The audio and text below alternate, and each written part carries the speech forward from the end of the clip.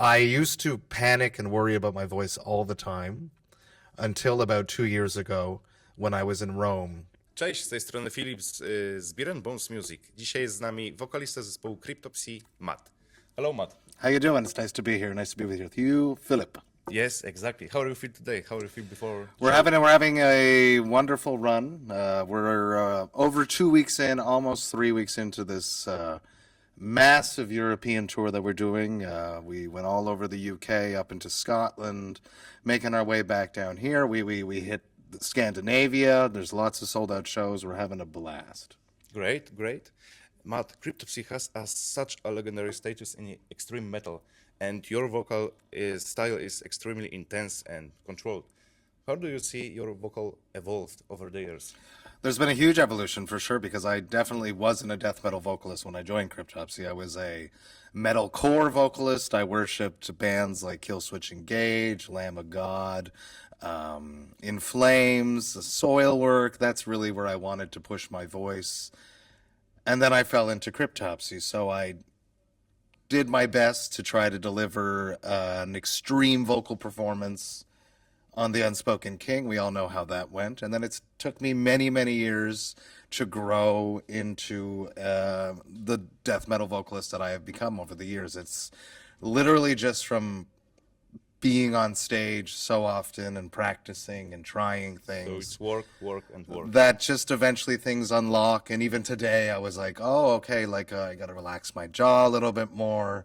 It's a constant evolution, and I guess I was inspired from Flo Mounier about that because he is constantly evolving as a drummer too. He never just decided that, this is it, this is all I can do. He's constantly pushing himself, trying to become Okay. better, and that's truly inspiring. So us in the band, we are all inspired by him and his legacy, and the legacy of Cryptopsy and everything that's happened before us. Okay, great answer.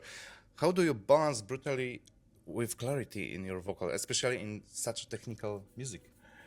Me and Chris, we record our vocals together, right? So there is a strict, can we understand what I'm saying, guideline. Because it's very easy to just get away with doing nasty, weird gutturals and the words are sort of there. We have done that in the past. We're trying not to do that. We're trying to make everything very articulated. So that Okay. really, on stage, what that translates to, what I try to do is really just bite into each syllable as I'm delivering the vocal line. Okay. And how much freedom do you have vocally once the instrumental parts are already written? How long does it take to Yeah. compose? I'm very lucky that Christian Donaldson is a genius. So I guess other bands operate in this fashion as well. I know Cannibal Corpse does. I'll show up at Chris's house with lyrics written and rough ideas of where I'd like to put stuff. I send him like a whisper track, we call it, of my ideas over the songs. And he'll go through that and tell me that all my ideas are horrible.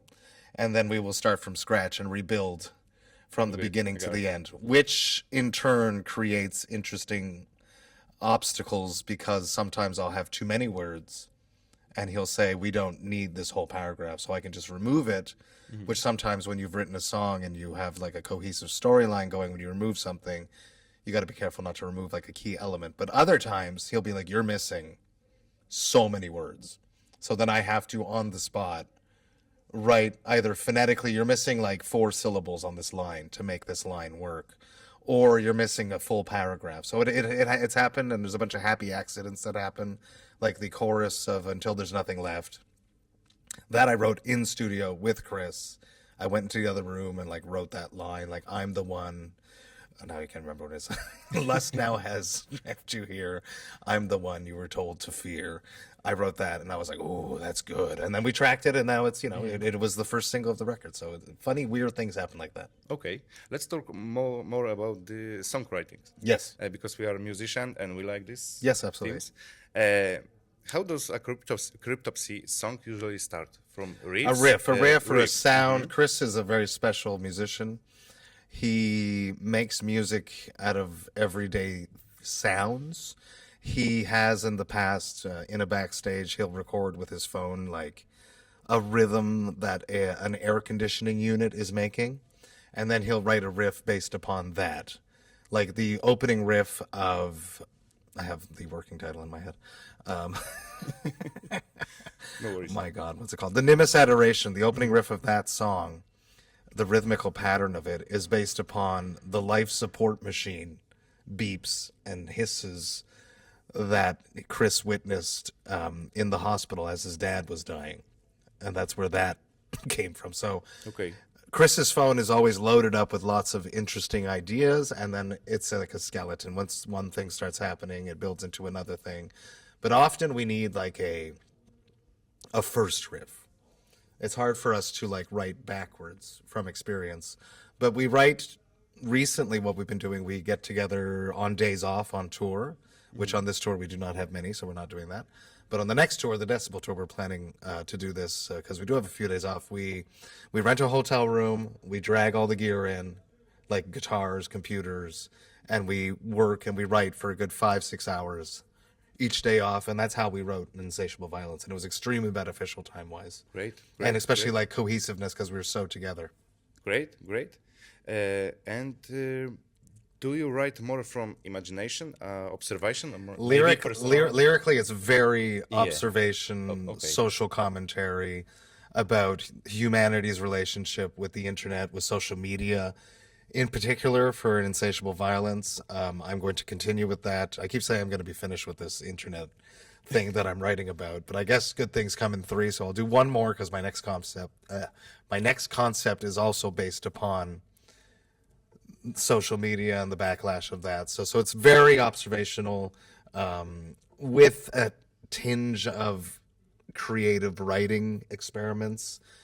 There's some truth to all the songs, but I don't actually name people's names or write songs about particular individuals, except for on the previous record, As Gomorrah Burns, I wrote Godless Deceiver, which we're going to play tonight. Yeah.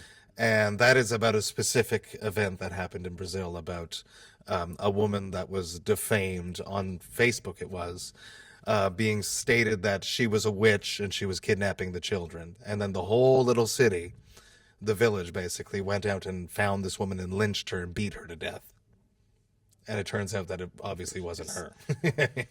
So it's like a mixture of stuff like that where there's some truth and then I play with it creatively through writing. Okay, great. Is there any lyric or concept you are especially proud of? I really, really like the Nimbus Adoration. It's the first lyrics that I wrote for the previous record. I went to my favorite bar called Missorum Brassatorium in Montreal. I love that place, and they have delicious beers. And I was waiting for my friend to come and meet me, and I had my laptop, and I just started writing this song, and it just poured out of me. And it's really just about, once again, based upon fact and creative writing experiment. Not sure if you know what mukbang is, but it's a very popular thing online from South Korea, I believe. And it's where normally very slender people consume copious amounts of food, like piles of food. And this poor girl died while eating on a live stream. So I just had that vision in my mind. I was drinking a good IPA, and the lyrics just poured out of me, and it felt right and dirty.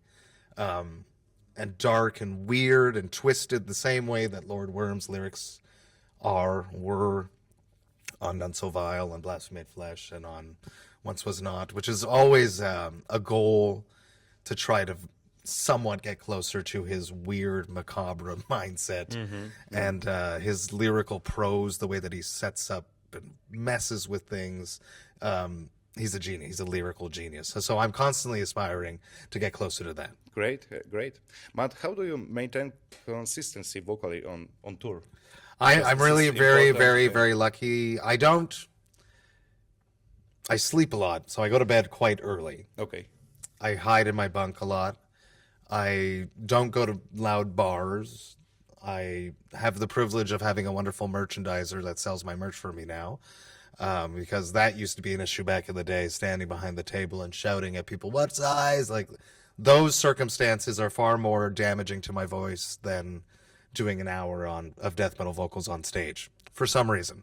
But I used to panic and worry about my voice all the time until about 2 years ago when I was in Rome My friend Enrico is the singer of Hideous Divinity. He's also an ear, nose, and throat doctor. So he took me to his clinic because he's doing a research project on the effects or the lack thereof effects of extreme vocals on the vocal cords. So he put a camera down my nose, and I performed a Cryptopsy song while having the camera looking at my vocal cords, and he was like, "You're perfect. Like you're there's no damage." And I had been out on tour for 3-4 weeks at that time, and from that moment on, I've just relaxed about what's going on with my voice, and it's just been working. Great. Matt, last question from me. Did you remember your first metal music or maybe rock or something like that? Yeah, for sure. I grew up. My dad loved '80s hair metal and early radio rock. So I grew up in the car with my dad, listening to Metallica, listening to Guns N' Roses, listening to Journey. So classic stuff. Yes, that was definitely the beginning. And then it's so much so that I got to the point in the 2000s when anything that had a guitar solo in it was old and my dad's music. So when you get to this point when you're a teenager, you want something for yourself to be your identity. So I was very, I guess, lucky at that time because nu metal was a huge thing. And there were no guitar solos in that. So that was mine. And like even Dream Theater, like I was like, Dream Theater is so old in my, but it's not true. And then I got Train of Thought, and then I was like, okay, guitar solos can be cool. And, but it's true. Yeah, but that's definitely it. Yeah. And then like my first band that was mine that I loved very, very much was Korn and Marilyn Manson and Tool.